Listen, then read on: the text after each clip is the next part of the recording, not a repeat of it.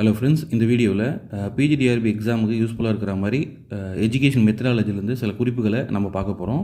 So அந்த curriculum அப்படின்ற டாப்பிக்கில் இங்கே வந்து நம்ம சில குறிப்புகளை கொடுத்துருக்குறோம்.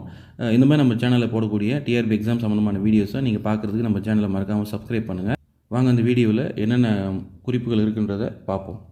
பாடத்திட்டத்தை நிர்ணயிக்கும் காரணிகள். ஸோ பாடத்திட்டத்தை, அதாவது தட் இஸ் கலைத்திட்டம்னே சொல்லலாம். கலைத்திட்டத்துக்கான முக்கியமான காரணிகள் என்னென்னா அடிப்படை தேவைகள், சமூக சூழல்கள், பண்பாட்டு கூறுகள். இவை எல்லாத்தையும் கணக்கில் கொண்டு தான் ஒரு பாடத்திட்டம் அதை வடிவமைக்கணும் அப்படின்னு சொல்கிறாங்க. அடுத்து பூஜ்ய பாடத்திட்டம் என்பது மாணவர்கள் கற்காத பாடத்திட்டம் அப்படின்னு சொல்கிறாங்க. பூஜ்ய பாடத்திட்டம் என்பது மாணவர்கள் கற்காத பாடத்திட்டம். அடுத்து நவீன பாடத்திட்டத்தின் தந்தை வந்து ஜான் டூயி. நவீன பாடத்திட்டத்தின் தந்தை ஜான் டூயி. அடுத்து தேசிய கல்வி கலைத்திட்ட கட்டமைப்பின், அதாவது நேஷ்னல் கரிக்குலம் ஃப்ரேம் ஒர்க்குன்னு சொல்லுவாங்க, 2005 படி பாடத்திட்டமானது, அதாவது இந்த கலைத்திட்டமானது குழந்தை மையமாக இருக்க வேண்டும் அப்படின்னு சொல்கிறாங்க. அடுத்து கல்வி என்பது வாழ்க்கைக்கான தயாரிப்பு என்பதை வலியுறுத்தும் கலைத்திட்டம் வந்து லைஃப் ஓரியன்ட் கரிக்குலம், அதாவது வாழ்க்கையை மையமாக கொண்ட கலைத்திட்டம் அப்படின்னு சொல்கிறாங்க. அப்போ வாழ்க்கைக்கான தயாரிப்பு வந்து அதை வாழ்க்கைக்கான தயாரிப்பு, ஒருத்தர் கல்வி கற்பதே வாழ்க்கைக்கான தயாரிப்பு தான் அப்படின்றத வலியுறுத்துகிற கலைத்திட்டம் இது. அடுத்து பாடத்திட்டத்தின் கூறுகள் அப்படின்னு சொல்கிறாங்க. அதாவது நோக்கங்கள், உள்ளடக்கம், கற்பித்தல் செயல்முறை, மதிப்பீடு.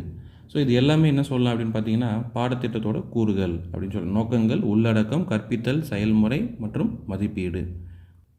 அடுத்து கோர் கரிக்குலம் என்பது அனைவருக்குமான கட்டாயமான பாடங்கள். ஸோ கோர் கரிக்குலம் என்பது அனைவருக்குமான கட்டாயமான பாடங்கள். கலைத்திட்டத்தின் தவிர்க்கப்பட வேண்டிய பண்பு என்ன அப்படின்னா உறுதியான கட்டமைப்பாக இருக்கக்கூடாது.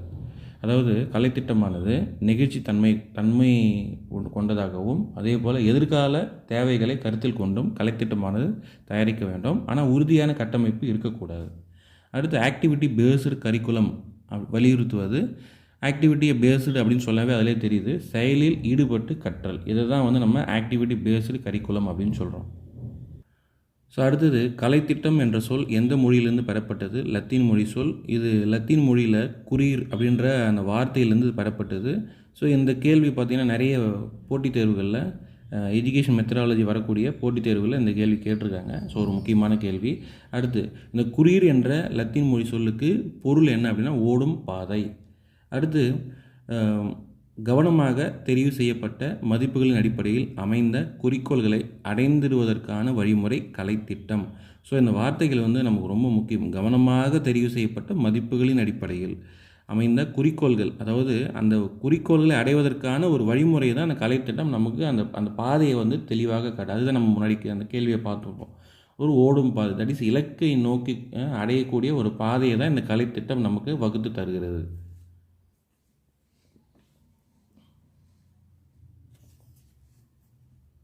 அடுத்து திட்டமிட்டு கலைத்திட்டத்தை உருவாக்கி தொடர்ந்து மேம்படுத்தும் செயல்முறை தான் கலைத்திட்ட வளர்ச்சி, தட் இஸ் கரிக்குலம் டெவலப்மெண்ட் அப்படின்னு சொல்கிறாங்க.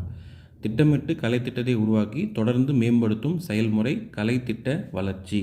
ஸோ இந்த கலைத்திட்ட வளர்ச்சி கரிக்குலம் டெவலப்மெண்ட் அதோடைய முக்கியமான ஒரு ஆளுமை யார் அப்படின்னா இல்டா தாபா. இவங்க கரிக்குலம் டெவலப்மெண்ட்டில் ஒரு முக்கியமான பங்கு வகிச்சிருக்கிறாங்க. இதே போல் அந்த டெய்லர் மாடல் அப்படின்னு பார்த்துருப்போம். இவங்க வந்து டாபா மாடல் அப்படின்னு சொல்லுவாங்க. ஸோ டாபா மாடலோட கூறுகள் அல்ல அம்சங்கள் என்னென்ன அப்படின்றத பார்ப்போம். அதாவது கிராஸ் ரூட் அப்ரோச்சுன்னு சொல்கிறாங்க. இவங்களுடைய கலைத்திட்டம் வந்து கிராஸ் ரூட் அப்ரோச்சு, அடிமட்ட அணுகுமுறை, ஆசிரியர் பங்கேற்பு மற்றும் மாணவர்களோட தேவையை பூர்த்தி செய்தல்.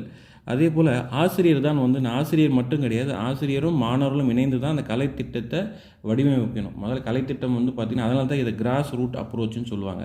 அதாவது ஆசிரியரும் மாணவரும் இணைந்து இந்த கலைத்திட்டத்திற்கான அந்த கொள்கைகளை வடிவமைப்பாங்க.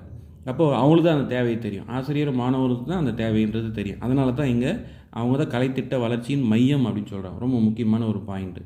அதே போல் இதில் 7 படிகளை கொண்டது. ஸோ அந்த 7 படிகள் என்னன்றதை பின்னாடி பார்ப்போம். அடுத்து இந்த 3 முக்கிய அம்சங்கள் என்னென்னு பார்த்தீங்கன்னா, அதாவது கீழிருந்து மேல் நோக்கிய அணுகுமுறை. ஸோ இதில் வந்து கீழிருந்து மேல் நோக்கிய அணுகுமுறை. அடுத்து ஆசிரியர் பங்கேற்பு, தூண்டல் காரணம் மெத்தட் இஸ் இண்டக்டிவ் ரீசனிங் அப்படின்னு சொல்லுவோம். ஸோ இண்டக்டிவ் ரீசனிங் வந்து எதில் இருக்கக்கூடிய ஒரு அம்சம்னா இல்டா தாபாவில், அதாவது இது வந்து இண்டக்டிவ் அப்ரோச்சுன்னு சொல்லலாம். அதே போல் ஆசிரியர் பங்கேற்புன்னு சொல்லலாம். ஸோ ஆசிரியருக்கு வந்து மேக்ஸிமம் ஃப்ரீடம் வந்து கொடுப்பாங்க இதில். இதுதான் வந்து இல்டா தாபாவோட கலைத்திட்ட வளர்ச்சிக்கான முக்கிய அம்சங்கள். ஸோ இன்னும் சில பாயிண்ட்ஸை பார்ப்போம். அடுத்தது பார்த்திங்கன்னா a teachers handbook to elementary social studies and inductive approach. இந்த புக்குக்கான ஆசிரியர் யாருன்னா ஹில்டா தாபா. இவங்களுடைய புக்கு வந்து ஒரு நிறைய புக்கு எழுதியிருப்பாங்க. ஆனால் அதில் ஃபேமஸான புக்கை வந்து நம்ம நல்லா தெரிஞ்சு வச்சுக்கிறது நல்லது, ஏன்னா எக்ஸாமில் கேட்பாங்க. அதே போல் ஹில்டா தாபாவோட கலைத்திட்ட வளர்ச்சி நம்ம இதுக்கு முன்னாடி பார்த்ததில் அதே பாயிண்ட்ஸாக இங்கேயும் கொடுத்துருக்குறோம். பட் இங்கே வந்து ஷார்ட்டாக இது வந்து நம்ம எக்ஸாம் பாயிண்ட் ஆஃப் வியூவில் நல்லாவே நமக்கு ஈஸியாக புரியுன்றதில் ஈஸி ஞாபகம் வச்சுக்கலாம். ஹில்டா தாபாவோட கலைத்திட்ட வளர்ச்சி இண்டக்டிவ் அப்ரோச் இருக்கும். அதே போல் பாட்டம் அப்ரோச், அது கீழிருந்து மேல் நோக்கி இருக்கும். 7 படிகளை கொண்டது. அதிகபட்ச சுதந்திரம் வந்து ஆசிரியருக்கு கொடுக்கப்படுகிறது. ஆசிரியரின் பங்கு என்ன அப்படின்னு பார்த்தீங்கன்னா இது ரொம்ப முக்கியமான பாயிண்ட்டுங்க.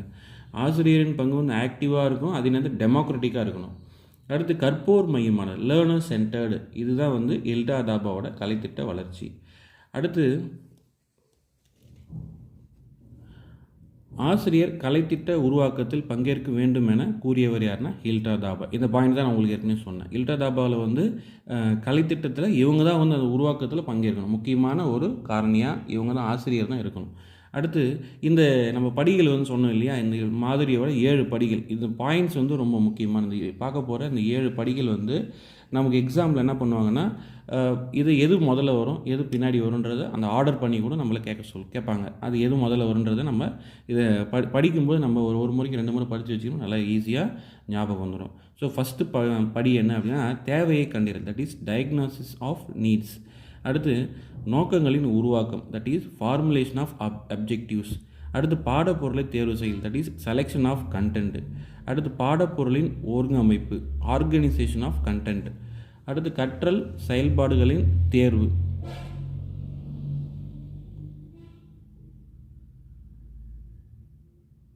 அடுத்து கற்றல் செயல்பாடுகளின் தேர்வு, செலெக்ஷன் ஆஃப் லேர்னிங் ஆக்டிவிட்டீஸ். கற்றல் செயல்பாடுகளின் ஒருங்கமைப்பு, that is organisation of learning activities. ஃபைனலாக வந்து எவாலுவேஷன், தட் இஸ் மதிப்பீடு.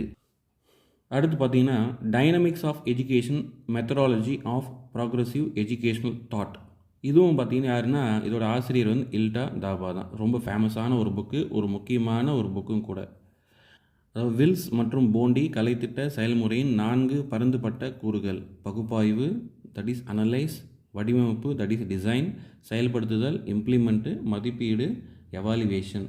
ஸோ இந்த வில்ஸ் மற்றும் போண்டி, டெய்லர் போன்றவர்கள்லாம் பார்த்திங்கன்னா இந்த கலைத்திட்டத்துக்கான வடிவமைப்பு, அந்த மாதிரியில் அவங்களுடைய தியரிஸை வந்து நிறைய சொல்லியிருப்பாங்க. ஸோ அது சம்மந்தமாக அடுத்தடுத்த வீடியோவில் நம்ம பார்ப்போம். தேங்க்ஸ் ஃபார் வாட்சிங் RJ ஆன்லைன் அகாடமி.